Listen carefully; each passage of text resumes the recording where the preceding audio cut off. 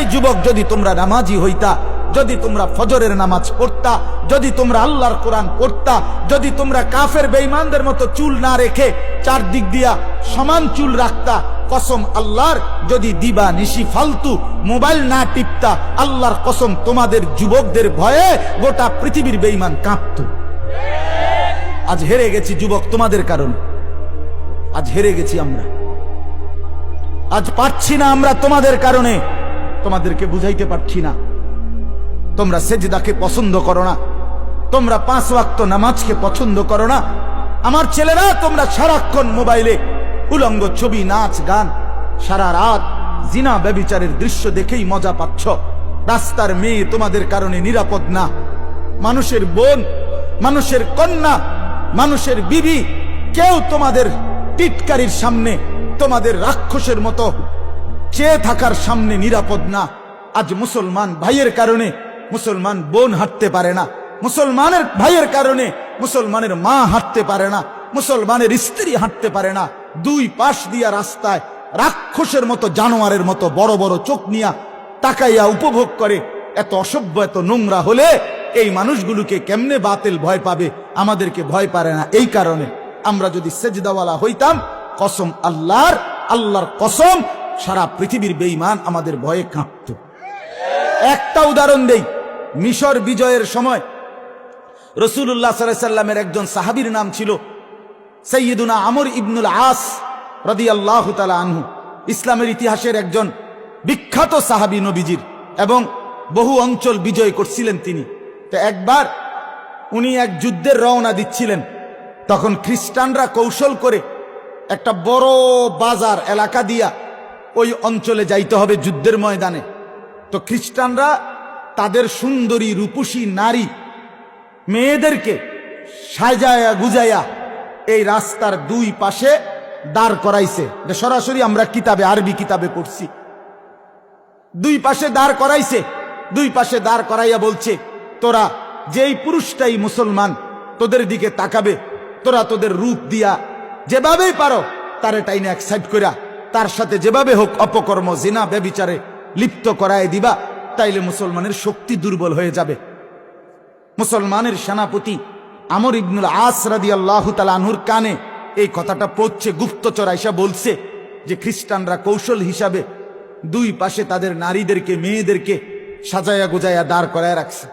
কসম আল্লাহর, আমরা কিতাবে পড়ছি।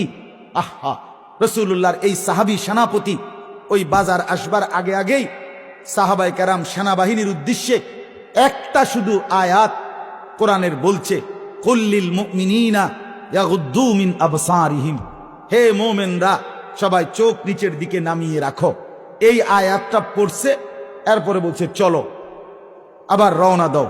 পুরা বাজার মহল্লা পার হয়ে গেছে, সাহাবায়ে কেরাম মুসলিম মুজাহিদরা একজনও একটি নারীর দিকে 1 সেকেন্ডের জন্য বাঁকা চোখেও তাকায় নাই। মুসলমানদের হাতে বিজয় হয়েছে মিশর। বন্ধু আমার, এ ছিল মুসলমান। কোথা থেকে কোথায় নেমে গেলাম। ছিলাম আমরা আসমানে, আজ আমরা নিচে নেমে গেলাম সাত্যবক জমিনে।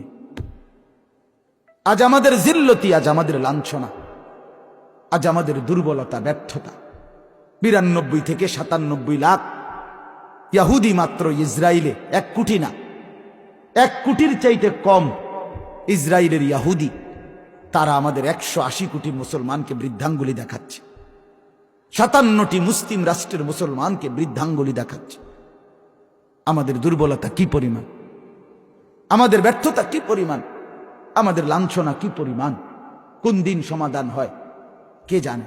ফিলিস্তিন সমাধান হবে তো আরেক অঞ্চলে মুসলমান নির্যাতিত হবে, আবার আরেক অঞ্চল, কখনো কাশ্মীর, কখনো ফিলিস্তিন, কখনো রোহিঙ্গা, কখনো সিরিয়া, কখনো ইরাক, কখনো বসনিয়া, কখনো চেচনিয়া, কখনো সোমালিয়া, কখনো হার্জেগোভিনা। এইভাবে নির্যাতন হবে। হতে হতে কোনো দিন হতে পারে দুষ্ট কাফের আর বেঈমানদের দ্বারা আমরাও নির্যাতিত হব, কোনো সন্দেহ। আমাদের অব্যাহত গুনাহ, আমাদের অশ্লীলতা, আমাদের বেহায়াপনা, আমাদের ইসলাম থেকে বিচ্ছিন্ন হয়ে যাওয়া, আমাদের মা বোনদের বেপরদেগি, আমাদের ঘরে ঘরে রঙিন টেলিভিশন, আমাদের নাচ গান ফুর্তিতে আমরা যেই মজা পাইয়া লাইছি, অল্প কিছু টাকা পাইয়া, সামান্য কদ্দুর দুনিয়া পাইয়া, আমাদের ছেলে মেয়ে নারী পুরুষ জোয়ান বুড়া আল্লাহরে যেভাবে বৃদ্ধাঙ্গুলি দেখানো শুরু করছেন, বুড়া বেটাও সাদওয়ান ছাড়ে না, যুবক ছেলেও মোবাইল ছাড়ে না, মহিলাও বেপরদেগি ছাড়ে না, ঘরকে ঘর নাচ গান, রাতের 2টা পর্যন্ত টেলিভিশনে নাচ গান, হিন্দি সিরিয়াল সব চলতেছে। আমার বাপ, এত রঙে আমগো জীবন যাবে না রে বাপ। আমরা বেশি রং পাইয়া লাইছি, আমরা বেশি তামসা শুরু করছি, আমাদের বেশি তামসা শুরু হয়েছে। এই জন্য আমি অনুরোধ করলাম, আমার কথা শেষ। আল্লাহ তাআলা এখানে বলছেন যে আমি প্রত্যেক জামানায় আমি রিজাল পাঠিয়েছি, আমি তাদের কাছে ওয়াহি পাঠাইছি, তোমরা যা যা জানো না তাদের থেকে জেনে নাও বান্দা, নিজে নিজে চইল না, মন মতো চইল না। আর একটা হলো এর সাথেই আছে, আল্লাহ তাআলা দ্বিতীয় আরেকটা জিনিস সর্বযুগে পাঠাইছেন, সেটা হলো কিতাবুল্লাহ, আল্লাহর পক্ষ থেকে কিতাব। আল্লাহর পক্ষ থেকে কি কিতাব? সেই আদম থেকে ঈসা নবী, প্রত্যেক নবীর উপরেই আসমানি কিতাব, বড় কিংবা ছোট কিংবা পিছনের নবীর কিতাবের অনুসরণ ছিল। অর্থাৎ নবীও আল্লাহর পক্ষ থেকে মানুষও মনোনীত, আর কি বলবে, কিভাবে চালাবে, কোন দিক নির্দেশনা দিবে, কথাগুলো, সিদ্ধান্তগুলো, এগুলো আল্লাহর পক্ষ থেকে মনোনীত। কথা বোঝেন নাই? নবী যেমন কার পক্ষ থেকে, ব্যক্তি যেমন আল্লাহ পাঠাইছেন বুঝাইবার লাগিয়া, কি কইব, কেমনে চালাইব, এইটাও আল্লাহ পাঠাইছেন আল্লাহর পক্ষ থেকে। মন মতো বলারও অধিকার নাই, যা তা বলার অধিকার নবীজিকে বলছে আল্লাহ। কোরআনে আছে, ওয়ালাউ তাকাওয়ালা আলাইনা বা'দাল আকাবিল লাআখাযনা মিনহু বিল ইয়ামিন সুম্মা লাকাতা'না মিনহুল ওয়াতিন। আরে বাপ, এটা সাংঘাতিক কথা, কাঁপার মতো কথা। এটা আমাদের নবীকে আল্লাহ বলছে, বন্ধু সাবধান, আপনি আমি আল্লাহর নামে যদি একটা কথা বানাইয়া বলেন, বানাইয়া আপনারে কইতেছি, আপনার ডান হাত এভাবে টেনে ধরে আপনার গর্দান একটা কোপ দিয়ে আলাদা করে নেন। এটা কোরআনের আয়াত, রাসূলুল্লাহকে বলছে, রাসূলকে। বুঝছেন মিয়া? সুম্মা লাকাতা'না মিনহুল ওয়াতিন, আপনার গর্দান শাহরগ ছিঁড়ে ফেলব, আল্লাহ বলছে রাসূলকে। নবীজি কাঁপতে থাকছে, সাহাবীদেরকে বলছে, সাহাবীরা শুনলা আমার মাওলা আমারে কি বলছে? মন গড়া, মন হতো নিজে, আরে হয়েছে সারি বসাই হুজুর, আরে জিঙ্গান ইতানে এত বছর কি বুড়ো হয়েছি কি বাতাসেনি, কিছু বিষয় তো আমরাও বুঝি, হাবড়াও বুঝি। আরে দুই চারজন বেড়া হুজুর তো বেড়া ফকেটে রাহি সবসময় বেড়া। আরে বাপরে, 2-4 জন হুজুর হেবড়া ফকেটে রাহে, এটা সালের বস্তা, হেবড়ার ফকেট হুজুরের ভিতরে বান্ধিয়ে থয়। ফাজিল, এরকম ফাজিল আছে কিনা বলেন না কেন? পণ্ডিত কোথাকার বেটা।